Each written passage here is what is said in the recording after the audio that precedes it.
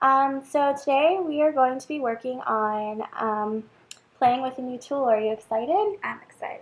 Okay, well, I know how you love math and I know how you use the talking calculator, but today we're going to be playing with this thing called an abacus. In front of you is an abacus. I want you to check it out and explore it. So feel how big it is, feel how the balls roll up and down, the grooves, if you want to push them up. Yeah. Cool. And there's balls on top as well. You can move down. Perfect.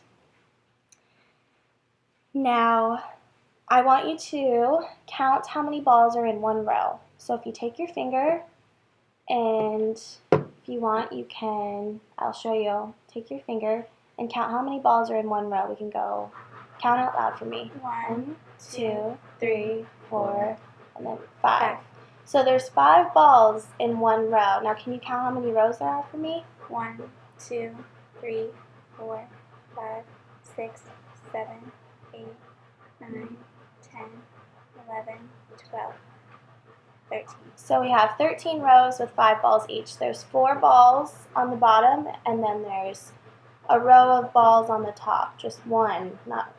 Now I want you to run your finger along the separation bar.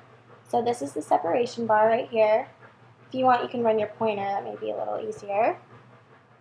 That bar is for separating the row of 4 balls from the row of the single balls at the top. Okay. What I want you to do now is I want you to place your pointer finger, your right pointer finger, on the first row of balls. All right? And now what we're going to do is we're going to call that the ones column. Okay. All right? And then the second row, if you move your finger over, is the tens column. Okay. Now can you count all the way up to the millionths column? Ones, tens, hundreds, 1,000s, 10,000s, 1,000,000. 100,000, 100,000, million. Good job. Here's what we're going to do now. I'm going to teach you how to set some numbers. Are you ready? I'm ready. Okay. First, we're going to set the number 2. So what I'm going to do is I'm going to grab your finger, and I'm going to take your finger, and I'm going to move up one ball, and then move up another ball. That's the number 2. Now you see how these balls are touching your separation bar? Yes. Okay, when balls are touching the separation bar, that means it's fair game. So that means you, when you figure out a math problem, that's going to be your answer. So you'll put your answer as long as your answer will touch the separation bar. Okay, so that's how you set the number 2. Now I'm going to have you clear the abacus. So if you clear it by taking one swoop of your finger and pushing it down. There you go. And if you want to run your finger along, you can tell that there's no balls touching it. All right? Now, can you set the number 2 again for me? Good job. Now, can you clear it? Nice. All right, now we're going to set the number 7.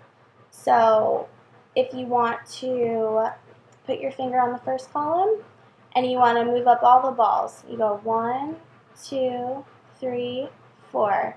Now, in order to get to 7, we have to place our finger on the top part and move that down, and that's a 5. So that'd be a 5. Now you move all these other balls down, and you count up 2 more. So 6, 7. That's how you set the number 7. Now, can you clear the abacus again for me and set the number 7? 1, 2, 3, 4, 5, 6, 7. Perfect. That's awesome. Now, I need you to clear the abacus completely. Now, we're going to set a little more. We're going to set some more numbers. We're going to move into the 2-digit columns. Do you remember what the second column was called? 10. Perfect. Do you think you can set the number 10 for me? There you go. And because 10 has a 0 in it, we don't need anything in the ones column, correct? Right. Right. All right. Now, can you clear it and possibly set the number 13? Perfect. Now we're going to set the number 15. So if you want to clear the abacus for me, there you go. Can you set the number 15? There you go. That's a 5. And then, perfect. Then that's number 15. Now, if you feel the difference between 15 is diagonal, so anytime any number has a 5 and up, so a 5, 6, 7, or 8, one of these balls will always be touching the abacus or the separation bar. Okay. Now what we're going to do is we're going to set the number 20. So can you clear the abacus for me and set the number 20? 2, 0. Perfect. Alrighty. Now I'm going to set a couple numbers for you, and I want you to tell me what numbers they are, okay? So if you want to hand me the abacus. Okay.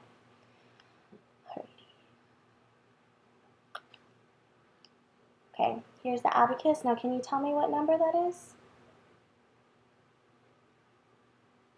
Now make sure you feel, there you go.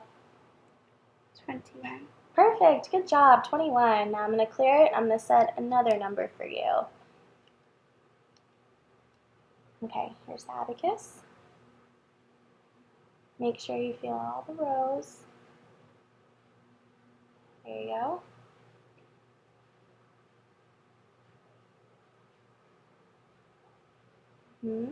Now what's in the ones column? 36. Good job, perfect, nice. Well,